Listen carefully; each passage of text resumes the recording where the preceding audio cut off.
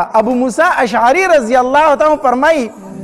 وی یو ځل نبی علیہ الصلوۃ والسلام فرمایل وی الا ادلک کنز من کنوز الجنه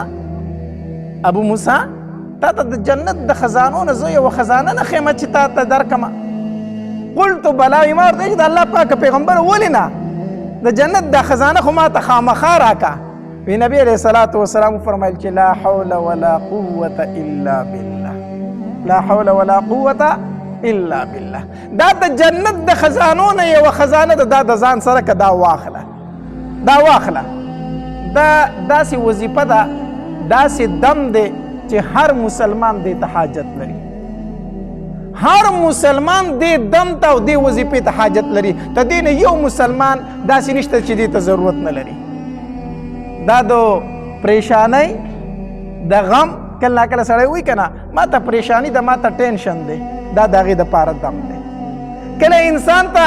د مال مشکلات وي یاره غریبي مې ده پیسې را سره نشته دا د هغې دپاره دم دی وظیفه ده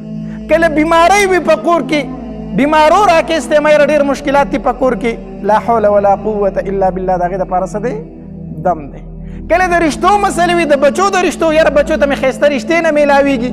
نو لا حول ولا قوة الا بالله د هغې دپاره دم دی کله سړی ته د خپل رشتې مسله یاره ستړی شوم او رشته راته نه میلاویږي لا حول ولا قوة الا بالله د هغې دپاره څه دی دم دی هر قسمه مشکل در باندې راځي بیماری ده د مال مشکلات دي قرضې دي در باندې لا حول ولا قوة الا بالله د هغې دپاره څه دی دم دی نو هر مسلمان خو یو خبره پکې ده هغه دا ده چې په صحیح طریقې سره وویلی شي او په یقین سره وویلی شي په صحیح طریقې سره وویلی شي